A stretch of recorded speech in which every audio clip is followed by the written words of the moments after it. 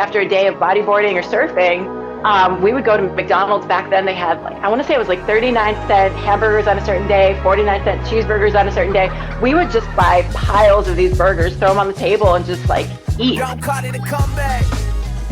Hey, what's up, Shek, man? For some odd reason, my internet's been acting a little funny today, but it's summertime. You know what that means.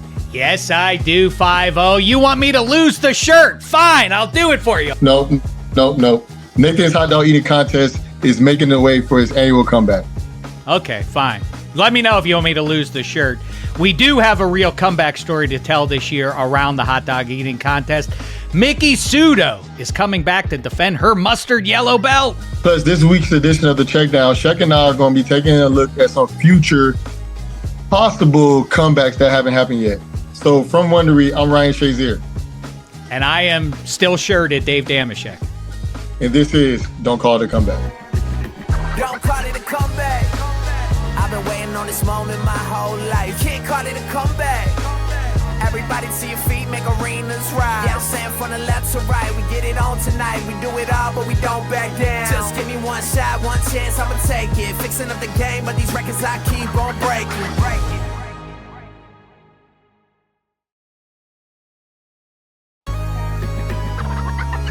Hey, Shek, let's get into this Miki Sudo comeback. Let's do it, Shazier. Yeah, Miki burst onto the competitive eating scene in 2013, rising to top-ranked female eater in her first year on the circuit. And in 2014, she won the Nathan's hot dog eating contest on July 4th. Miki beat three-time champ Sonia Thomas by 7.5 francs. Miki then won the mustard yellow belt each year for the next 7 years, ending in 2020 when she set the women's hot dog eating world record, 48.5 dogs and buns in just 10 minutes. And with that, she did it. Miki Sudo passes Kobayashi 7 titles and a new world record. Unbelievable accomplishment. But she missed the 2021 competition while she was pregnant with her first child. In 2022, though, Miki came back strong with a resounding victory, tying Joey Chestnut for most consecutive victories without a loss. 8 titles, the most decorated female competitive eater of all time. The queen. This year, Miki's looking to break that record and continue her comeback run, so who better to yap with about all of it than Miki herself? Miki, welcome to Don't Call It a Comeback. How are you? I'm great. Thanks so much for having me. Hey, how you doing, Miki? I'm good. Our season started. Florida's summer's in full swing. I mean, I'm just getting geared up for more events ahead. That's awesome. So, well, let's get into your comeback story. First, when did you realize that you would be great at competitive eating? Oh, gosh. I always tell people, I didn't choose competitive eating. Competitive eating chose me. It's just kind of what I got from trying my hand at a bunch of different things. I've been skydiving, rock climbing, I've done competitive this, that, and the other. And I just decided to do a man versus food type of challenge one day. And that's what I turned out to be good at. So I just rolled with it. I didn't even know that there was a professional circuit or that people could make a living out of this. But I just kept at it. And here we are like a decade later. Before we get too far into what lays ahead, I want to dig in a little bit more on this. So as a girl, was it like when the family ordered pizzas, like, not enough? As long as Miki's here, we need to order like 3 more extra large pizzas to satiate her. At what point do you realize, man, I can put it away? Or were people around you saying that, like, Miki's a fun person to hang out with, but man, she eats us under the table and she's an expensive person to invite over? It never really stood out. I think I was really active as a preteen even. I lived in Hawaii from the time I was about 8 to 12. And so my friends and I would go, spend the whole day at the beach after school and the whole weekend. And so like after a day of bodyboarding or surfing, we would go to McDonald's. Back then they had I want to say it was like 39-cent hamburgers on a certain day, 49-cent cheeseburgers on a certain day. We would just buy piles of these burgers, throw them on the table and just eat. And I've never been one to think, I'm a girl, so I can't act this way, or I should be more ladylike, whether it be academics or sports or now competitive eating. I'm just in there to give 110%. So, I just didn't hold back. But I think that was the first time that my appetite, or actually the appetite that I could work up, became really evident. it's so interesting to watch you all when it comes to just, the Nathan's hot dog eating contest. And like, you have the world record for ice cream and kimchi and hot dish. And like, to me, it's crazy. I can barely eat, like one or two I can eat 2 hot dogs, but I don't know if I can go past that. So were you expecting to beat Sonia Thomas when you first entered in 2014?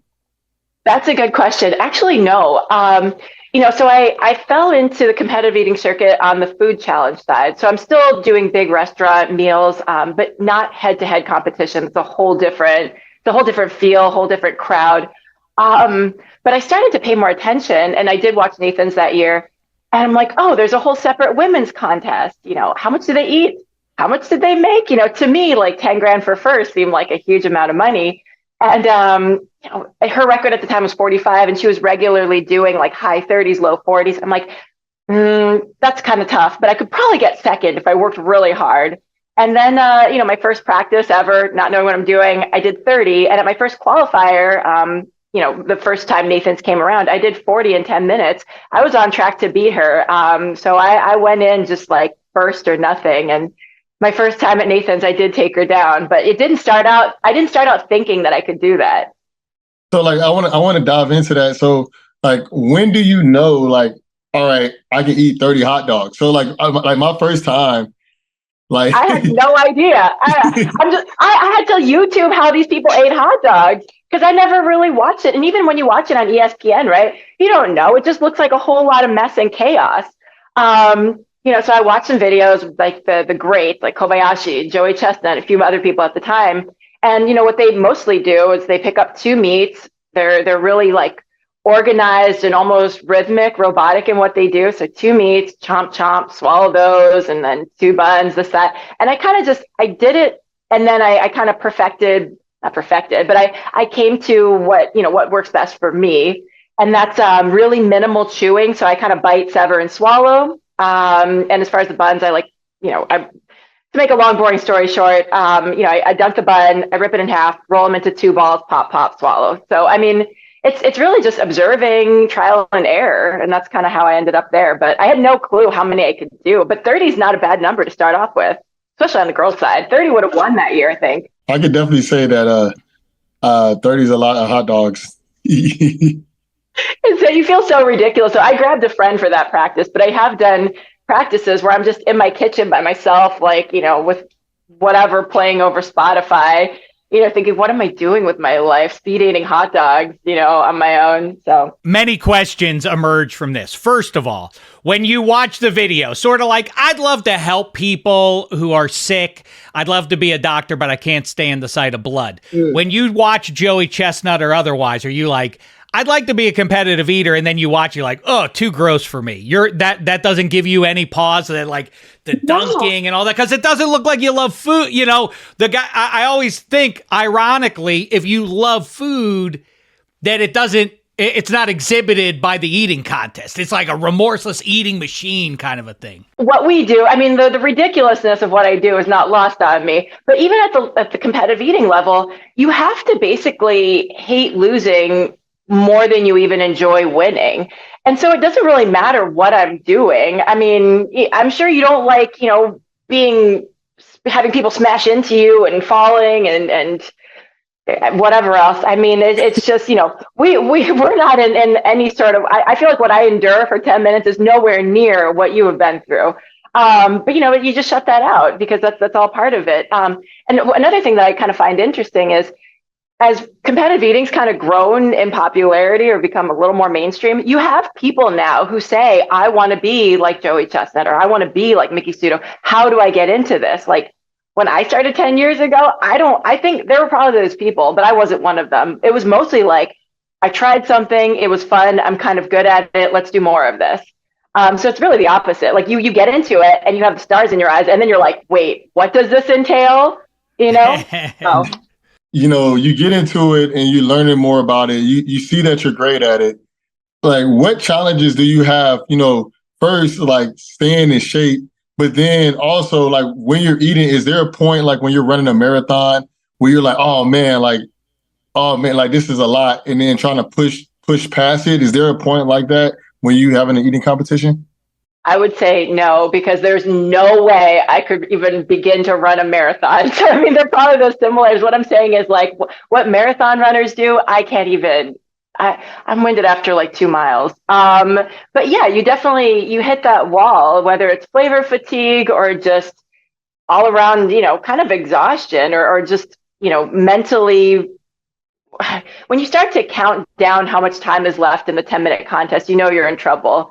So yeah, you definitely hit those walls and you just have to push past them. I mean, I've had contests where, the margin between first and second was so small. I really just had to run past that finish line because I knew that it was going to come down to, 1/100th of an ounce or something like that. It's happened between, me and Joey Chestnut with wings.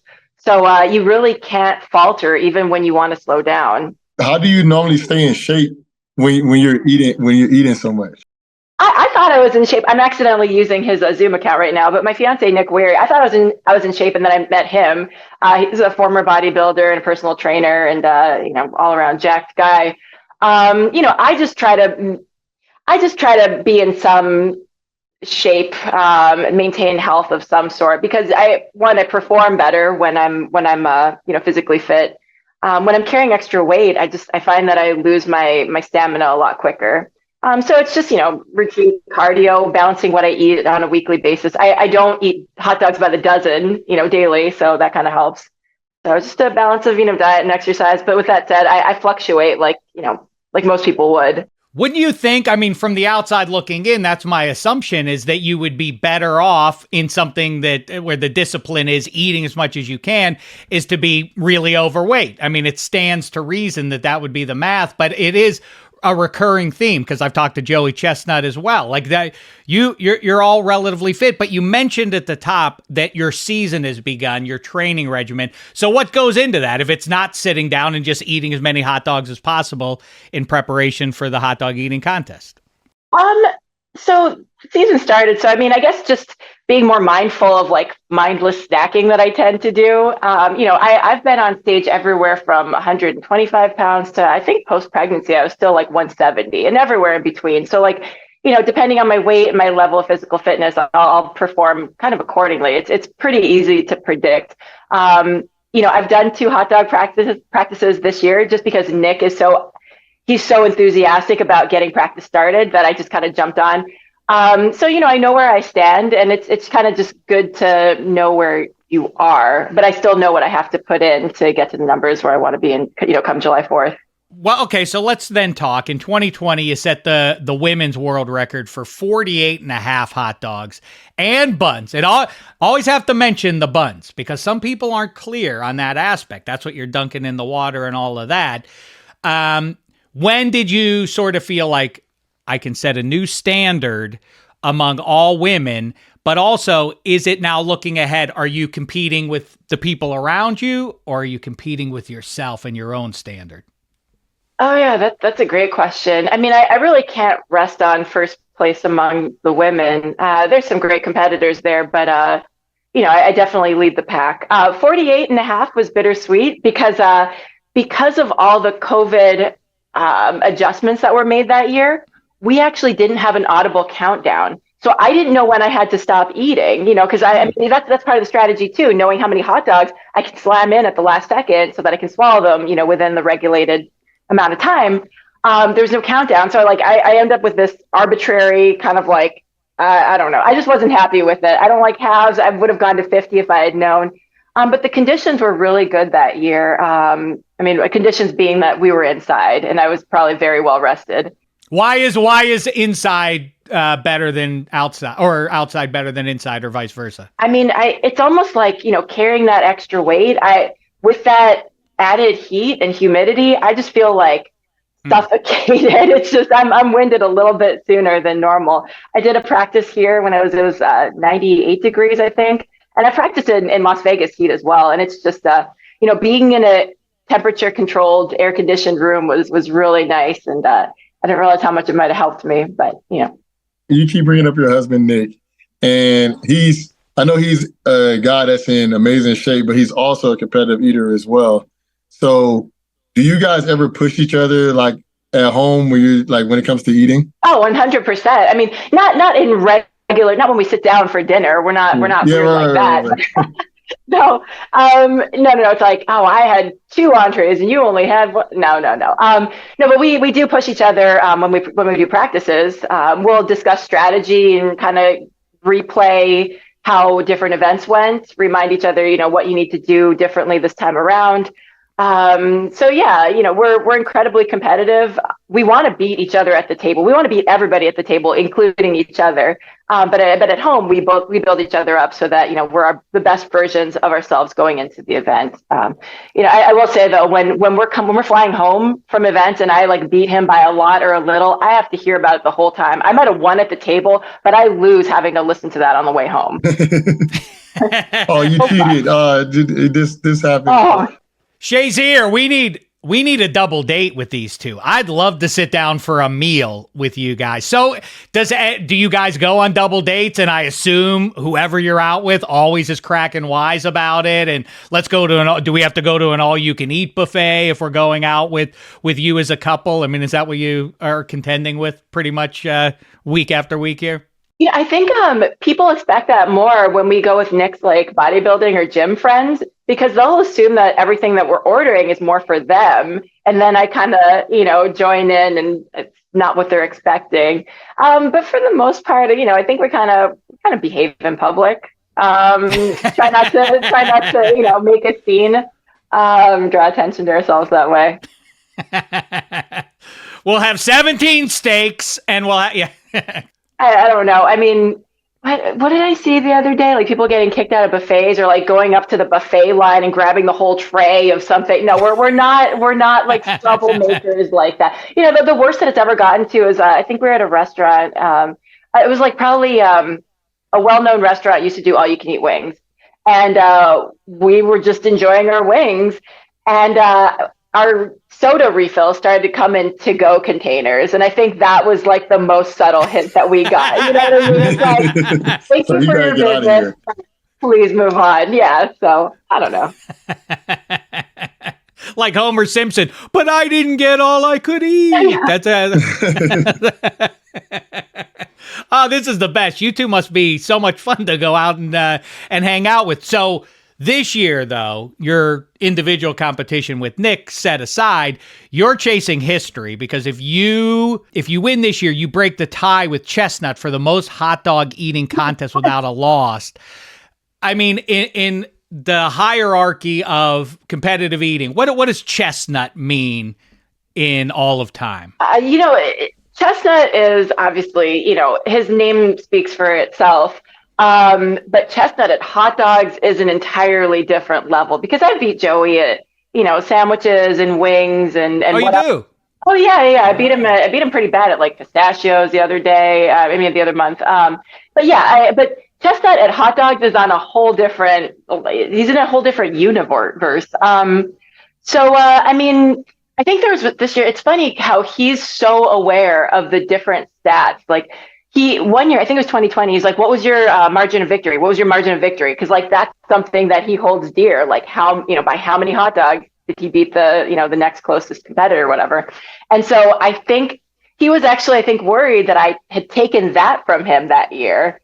Now that you bring up the belt thing, so wait, what if he gets a belt and I get a belt? Are we still tied? Oh, no, because he lost in 2015. So you're saying I would have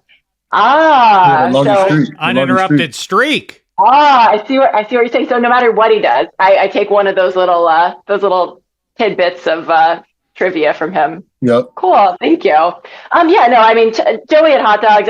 That's a number that I can't even imagine. What is it? 75 now?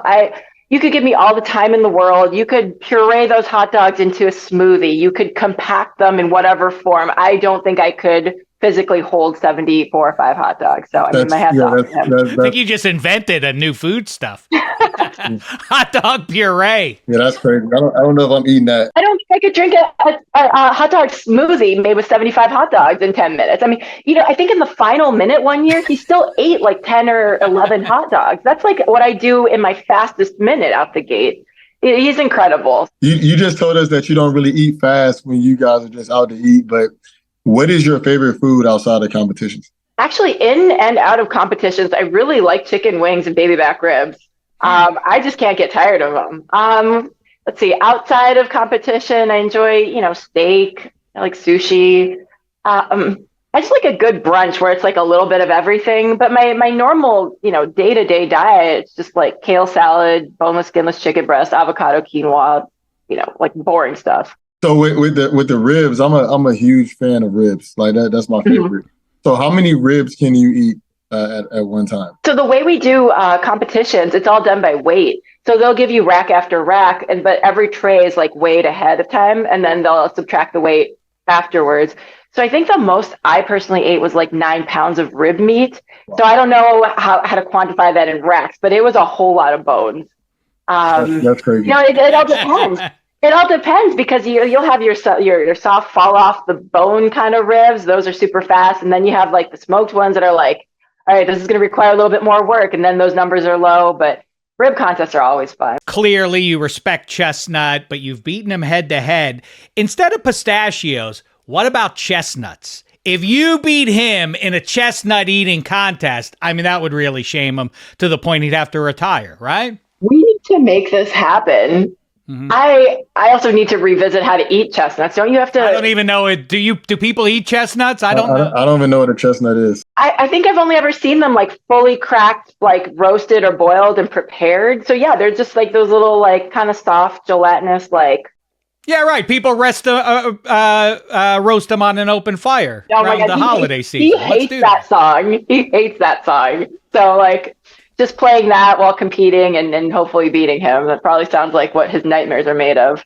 So before we let you out, I want to ask you one question because I know you hold a record in this. What is kimchi? Oh, I love kimchi. It's a spiced, fermented, pickled cabbage that's traditionally from Korea. So like you'll take the cabbage leaves and like put the kimchi marinade and then you bury it in like a clay pot for like I want to say months. The traditional way. So it's got like shrimp paste and it's pungent when it comes out. It's spicy, sour, pungent. If you're new to kimchi, it'll probably like set you back a little bit. But yeah. Anyway, it's a pickle. It's a spicy pickle that people typically throw on like noodles or rice. And but we ate it like with our hands by the pound. And that was another one. I beat Sonia Thomas at the Korean Heritage Festival. Her being of Korean descent, I know that was an important one to her. So that was a fun event. Wow, that's something. Kimchi. I mean, of all the foods to have a competition with, fermented pickled cabbage. There are some foods that other competitors just won't do for preference. I mean, like Joey won't do anything that's super spicy. I will probably never do crawfish. I said I'd never do oysters, but I got this cool opportunity to go to Ireland and eat oysters for 3 minutes in a castle. So I took that trip, but there some foods will just keep some competitors from even trying. Yeah, I could see oysters being an obstacle for some people, but if you can get past the barrier of, I mean, it's always fascinating. Like, who was the first human being to say, "Hey, that thing that looks like a rock in the ocean, let's crack that open. Oh, look at that goo inside. You eat it." Yeah. But I mean, if you like, I can't imagine you would ever get full on those things. It's just a matter of speed, getting those things in your mouth, right? I have like a phobia of oysters. So of the 3 minutes, it was only a 3 minute competition. I probably spent like 15% of the time actively holding back, urges contrary to swallowing. So, you know what I mean? Because like, I mean, oysters, those little things, there's no stopping that if they decide to leave. So, yeah, I'm not setting any capacity records for oysters, but with that said, there's nothing wrong with oysters. It's just not my thing. So, gotcha. Listen, Federer couldn't win on clay. You don't want to do oysters. So what? You're both athletes. Listen. I could talk to you for another hour here. I don't know about Shazier. But you have better things to do, I would hope. I feel like we've just skimmed the surface of this. I could go on and on. I'd love to hear about the full meal competitions. I think that would be my thing. I eat for pleasure. Anyway, thanks so much for joining us today. Make sure you tune in to the Nathan's famous International Hot Dog Eating Contest on the 4th of July to cheer Mickey on. And next up, we've got a special edition of the Checkdown. Shazier and I are taking a break from covering comebacks in the news. Instead, we'll be predicting some comebacks in the future. Don't call it a comeback.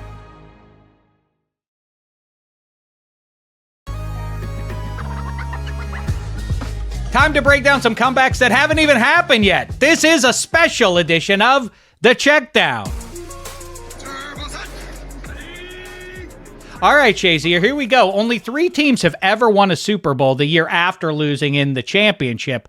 Will the Eagles come back to win the Super Bowl this year? In the NFC East, I think the Eagles have a solid chance of making it to the Super Bowl. They lost a few pieces. They lost Isaac Samola on the O-line. But when you think about just their whole team in general, man, they got DeAndre Swift.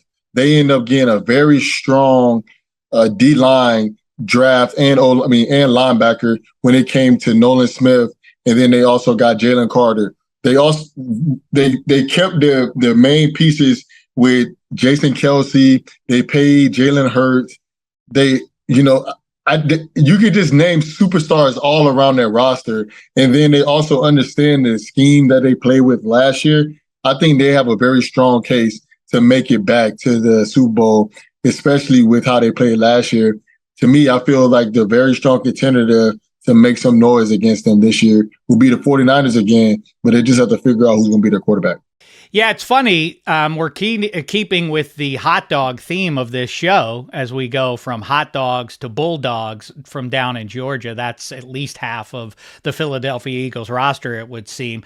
And I think the main evidence, which isn't to diminish what the Eagles have going, it's look around the rest of the NFC. You just said it. The 49ers are their chief competition, and they don't know who's going to be their quarterback this year. So, yes, the path is much easier. It's pretty clear for Philly to make another run here in 2023.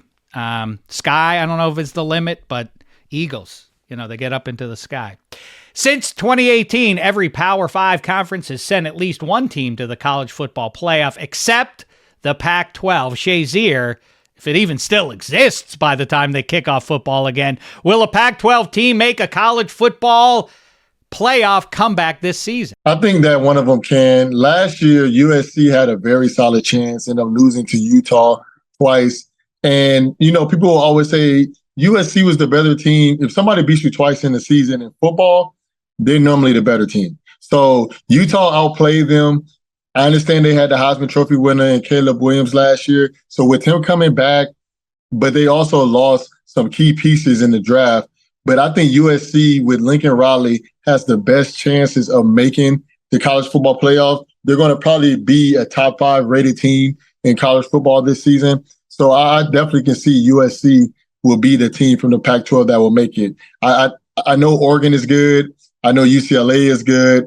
I know Colorado is making noise, but I think USC, they have the most talent. They have the Heisman Trophy winner. They have Lincoln Riley. They have all the pieces to win and get to the college football playoffs. And I think that they can have a sweep of the Pac-12 this season based off of what their schedule will look like. So if anybody makes it in the Pac-12, I can see a strong case for USC. Yeah, I agree with you. Oregon, though, in year 2 of a new regime there as things build up. Michael Penix in year 2 up in Seattle with Washington figures to be good. Chip Kelly's done a better job than I think a lot of cynics expected at UCLA. So a stronger 23 Pac-12 than we saw a year ago. But as you say, Caleb Williams isn't just the Heisman winner, nominally a great player. He's the best player in the country, so that's a great place to start. And also, it's year 2 for Lincoln Riley in the age of NIL deals. If you're a powerhouse program, that's enough time to build up the roster to where you want it to be. I think USC is a real threat this year to get into that Final Four. The Patriots had an uncharacteristically bad season last year. They went 8-9 and missed the playoffs 5-0. Will hiring Bill O'Brien back as offensive coordinator be enough to spark a Patriots comeback? I definitely think Bill O'Brien will be a nice boost to the Patriots offense. Last year, they had Matt Patricia at offensive coordinator. Like, he's a defensive coordinator. I don't know what Bill Belichick was doing. They had 2 defensive coordinators over there, and that's not a recipe for a good offense. But I think that Bill O'Brien can add some juice, can add some flavor to their offense. He has to have a good relationship with Mac Jones for this to be a possible comeback for the Patriots, but their defense is going to always keep them in every single game, and their offense has to make sure they take care of the ball. They have some weapons over there. They can do really good with that squad, but Bill O'Brien and Mac Jones have to get on the same page for this to be any possible comeback. Yeah, you can diminish any optimism based on exactly what you say. Obviously, Belichick won all those Super Bowls with a really good QB. I can't remember his name, but I think he owns the Raiders now. But either way, it doesn't sound great with what goes on between Belichick and Mac Jones. You look at what they did with Bailey Zappi last year. But the defense is going to really be a high-end unit, top 5 in all likelihood in 2023. By my estimation, they're going to play power ball once again and try and knuckleball their way through the pass-happy NFL. I have a hard time closing the book on Bill Belichick. I know that things don't look great in the AFC East as it stands with Aaron Rodgers now with the Jets and the Dolphins and the Bills still there, but I can't discount Belichick. He's hurt me one too many times, Shazier, as he has you too. Last season, the Pittsburgh Penguins missed the playoffs for the first time since Sidney Crosby's rookie year, and it ended a 16-year playoff streak. Shazier, can the Penguins, my Penguins, rebound to make one more run with Sid the Kid and company? The Penguins right now are still trying to figure things out, especially because they have a new GM. And, Sid the Kid is there. They still have Malkin. They still have Gessel. So with them still having the core pieces that they need to have, if all those guys are healthy throughout the season, we can make a push into the playoffs. So this is a team that, last year we had our injuries, we had our ups and downs, and things didn't go the way we wanted them to go. It was some decisions made in the front office that, the ownership didn't like too much, so they decided to go another path. But with the, Fenway Sports Group owning the team, that they want to be a winning squad. They want to make sure they bring pieces in that can build around Sid, build around Gessel, and make sure we can get some more wins. So obviously, a 16-year streak has been snapped, but I think that they can rebound immediately next year and be right back into the playoffs because we were basically one game out, and things didn't really go our way. So they're going to change the front office a little bit, see if they can make some more decisions to get some better pieces on the ice. And I can definitely see the Penguins being back in the mix. Yeah, 8 teams make it on both sides of the bracket. It's overly cynical in my book to say that the Penguins have no chance of ever being relevant in the era of Crosby and his 2 sidekicks, Letang and Malkin. I think that they're capable of making another deep run. You look at what happened in the Eastern Conference in the NHL this past playoffs. But also, as a diehard Pittsburgh Penguins fan, I can tell you honestly, it's sometimes journey over destination. They've already won 3 cups. What they have going is something to be appreciated, even if they never win another playoff round with that big 3 again. The deeds that they have already provided, my eyeballs, Pittsburgh Penguins fans, and in fact, the NHL at large, what Crosby did to kind of save, along with Alex Ovechkin, to save the sport, is worthy of my respect no matter what they do going forward. But you know what? I like where your head's at. Let's get to the playoffs and make some hay next spring, shall we? And that's it for this episode of Don't Call It a Comeback. So make sure to follow, rate, and review the show on wherever you're listening. Check us out on the Wondery channel on YouTube. And make sure you hit the subscribe button. See you all next week. Don't call it a comeback. I've been waiting on this moment my whole life. Can't call it a comeback. Everybody to your feet, make arenas rise. Yeah, I'm saying from the left to right, we get it on tonight. We do it all, but we don't back down. Just give me one shot, one chance, I'ma take it. Fixing up the game, but these records I keep on breaking.